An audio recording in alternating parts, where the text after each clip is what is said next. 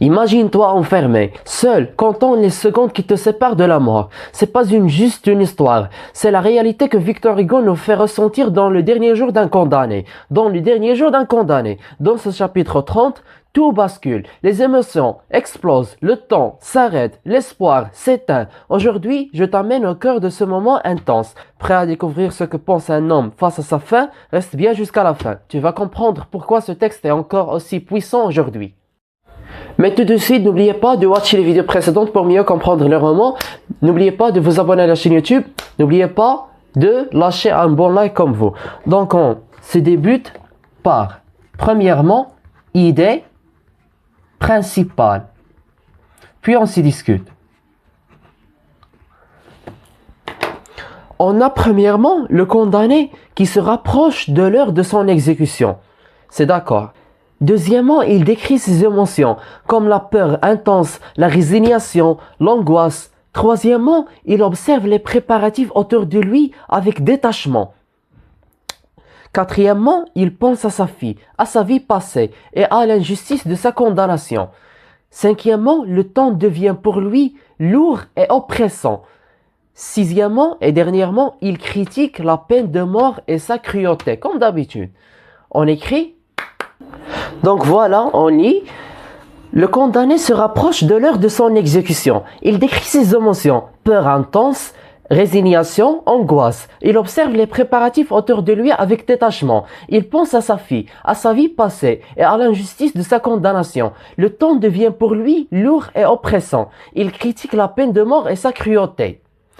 Mais, chers élèves, il ne suffit pas de citer comme ça les idées principales sans les regrouper, les réunir en un paragraphe plus concentré. En un résumé plus simple et plus réduit. Donc, deuxièmement, résumé du chapitre. Reste avec moi, chers élèves.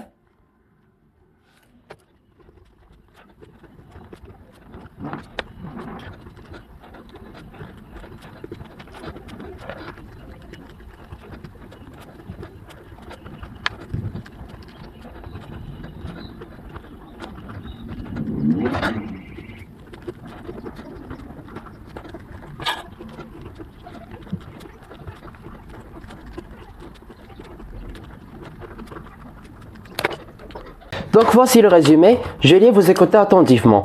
Dans ce chapitre, le condamné sent que l'instant final approche. Il décrit avec précision son état d'esprit, un mélange d'angoisse et de résignation. Ça veut dire qu'il baisse la tête au châtiment ou bien au verdict qu'il est sorti, bien qui lui condamne.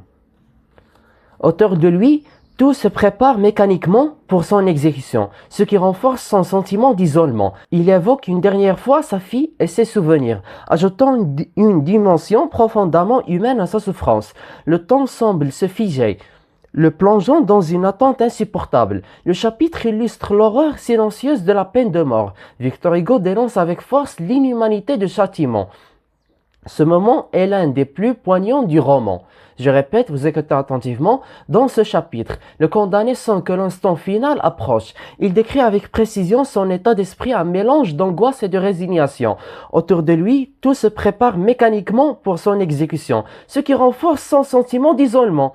Il évoque une dernière fois sa fille et ses souvenirs, ajoutant une dimension profondément humaine à sa souffrance. Le temps semble se figer, le plongeant dans une attente insupportable. Le chapitre illustre l'horreur silencieuse de la peine de mort. Victor Hugo dénonce avec force l'inhumanité du châtiment. Ce moment est l'un des plus poignants du roman. Et voilà tout ce qu'on a pour le chapitre 30 du roman Le Dernier Jour d'un Condamné. Si vous êtes intéressé de ce contenu, n'oubliez pas de watcher les vidéos précédentes, de vous abonner à la chaîne YouTube, de liker la vidéo.